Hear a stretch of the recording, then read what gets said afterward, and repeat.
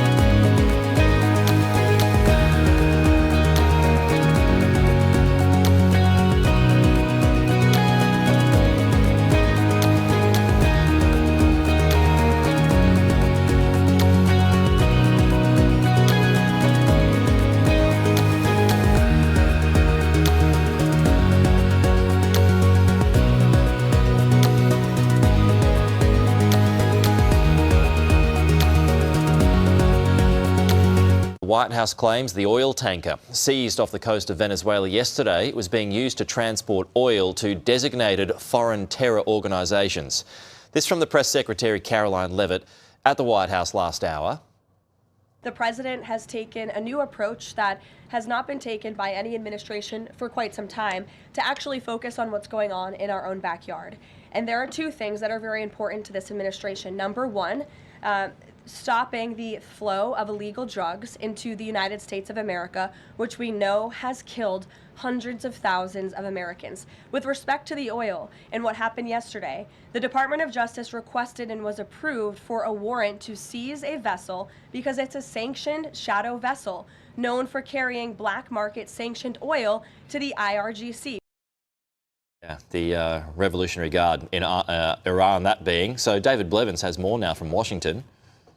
Iran says it is a violation of international law, but not so, says the White House. You've just heard from Caroline Levitt. She says this is President Trump honouring campaign commitments he made to thwart drug trafficking in the Caribbean and to thwart oil smuggling. You see, they claim that this vessel was funding foreign terrorist organisations by transporting sanctioned oil from Venezuela and Iran. That's the line they're sticking to. The President's Homeland Security Secretary, Kristi Noem, has been under pressure over this issue on Capitol Hill today too. She says the President's efforts to thwart drug traffickers has saved the lives of, wait for it, 177 million Americans. That's a staggering claim. That's more than a third of the population. But that is the line they are sticking to in terms of the boat strikes and in terms of the military build-up in that region. But there are others on Capitol Hill asking difficult questions, Democrats in particular.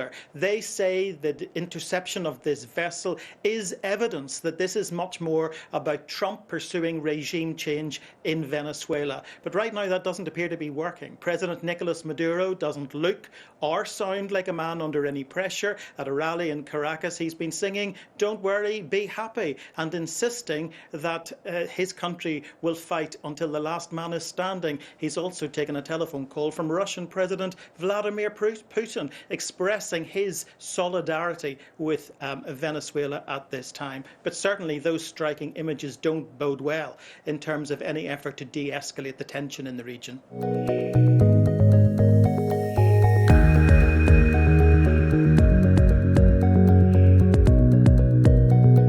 Let's go back to Venezuela now, where that oil tanker was seized yesterday, and quite dramatic scenes. The White House confirmed this morning that ship was headed to Iran. The oil now staying with the US. Joining us live is retired Marine Corps Colonel and the Senior Advisor at the Centre for Strategic and International Studies, Mark Cancian. Mark, good to see you this morning. So what are your thoughts on that seizure? It was pretty swift stuff. Well, the seizure is a routine military operation. The Coast Guard and the Navy and Special Operations practices routinely. They execute these kinds of operations routinely. This is a bread and butter operation for the Coast Guard. What is unusual is seizing a ship on the high seas like this, a sanctioned ship. The Trump administration did this once in their first administration, but this is the first time in the second administration. How common is the flow of oil between Venezuela and Iran?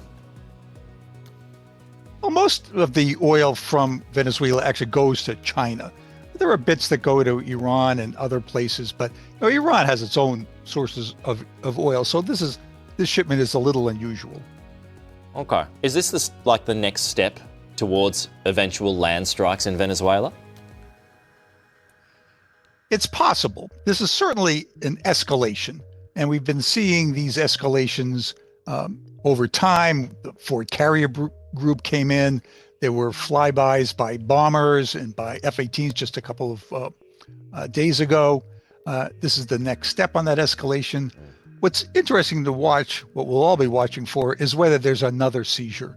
In other words, is this a one-off to increase pressure, or is this the beginning of a blockade of Venezuela and its oil, in which case Venezuela will not be able to continue very long because oil is so important to its economy? I mean, when we're talking about Iran, though, I mean, obviously there was the attacks in Iran early this year. Now you've got this seizure. Is this a message to Venezuela? Is this a message to Iran? Is this a message to both? Well, it's a message to both, but mostly to Venezuela, because Venezuela is where the United States now has so much military power. It's escalated the tensions.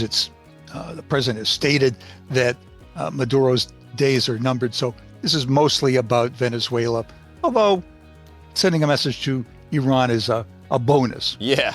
Is this about regime change in Venezuela too? How long can Maduro last?